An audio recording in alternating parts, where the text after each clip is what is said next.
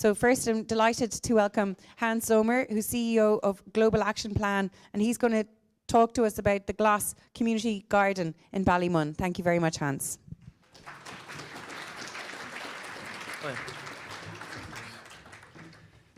Hello, everybody. We must, or someone should, or the government must. That's normally the sort of terms that are being used when we're discussing environment and climate change or biodiversity loss. And I'm really happy to be here today because I haven't heard those words at all. What the Citizens Assembly has focused on is what can we do, what solutions are there, and what, you know, I think that is a really, really good tone to strike for this assembly. So congratulations and for being mini Obamas, I suppose. It's Fader Lane. Because I work for a Global Action Plan. We're an organization, an environmental behavior change organization. Our focus is very much on what can we, as ordinary people, as members of our communities, do to address these big global challenges such as climate change, biodiversity loss, and global poverty. And we are focused on behavior change, and we've studied that for quite a bit. And hopefully some of it you will have seen in our submission that we made to the Citizens Assembly, where we essentially say these big global problems, they can be broken down into tangible actions. Yes, we do need a support structure. We do need all these policies that make it possible to change behavior, but we also need to understand the psychology of behavior change. Behavior change essentially is a combination of knowledge, opportunity and motivation. And unfortunately, when we discuss policy change, it tends to focus on awareness raising and education, the first one, the knowledge bit. But the tricky part is the motivation.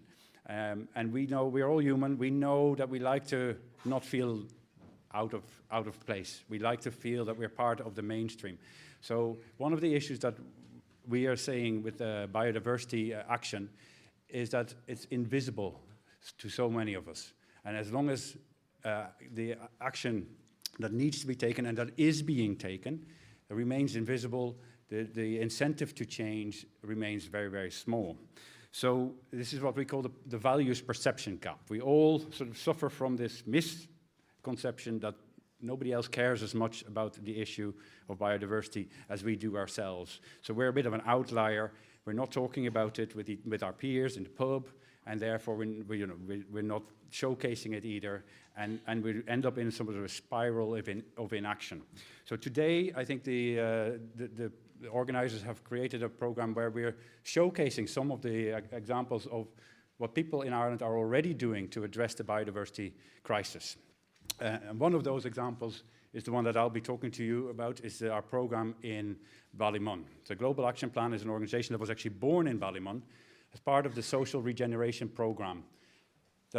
And what we're trying to do is work with support of Dublin City Council, with the community in Ballymun to try and build greater connections among people in the community, but also greater connections between the community and their built-up environment.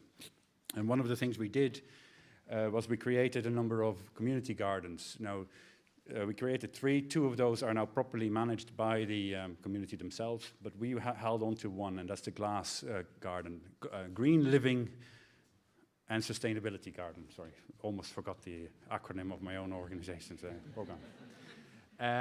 And we think it's a rather unique place because it is a community garden. And although Ireland is a bit behind on the wave in terms of community gardens and allotments compared to most European countries, there are well over 100 such places all over Ireland. But ours, I think, is unique because our focus is not on the vegetables. Yes, we do grow cucumbers and tomatoes and potatoes and stuff, but we're not upset if they're really small or crooked, because it's really about how we get there. Essentially, the garden is only a half acre in the middle of Ballymun. It's also a hub for learning and a hub for social inclusion. So we have developed a program of collaboration with a whole number of youth groups, community groups, schools and businesses in the area who come to the garden and volunteer. And each according to their own ability, or in some cases inability.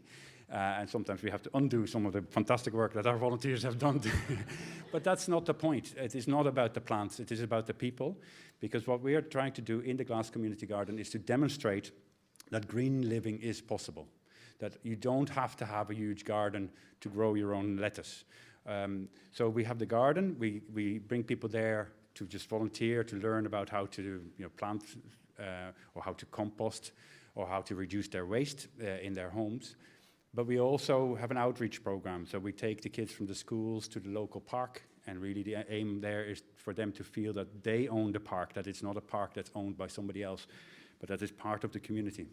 And we also work with people who come to us who say, we want to just beautify or green our street or my front garden a little bit. So it's part of an outreach program for the whole community in Ballymun. I've only been given 5 minutes, so I can only just talk a little bit about the program. But I would encourage you to go to our website, globalactionplan.ie, because my time is running out, I see. And I just wanted to also announce today that we've got a support from Fingal County Council to replicate this quite unique social inclusion, social horticulture program that we have in Ballymun, and we are now bringing that to West Dublin as well. So that is the news for today, and yeah, hopefully you can find all the information on the website on what the garden does, and I'd love you to come and give us a shout and come and visit us in Ballymun anytime. Thank you very much.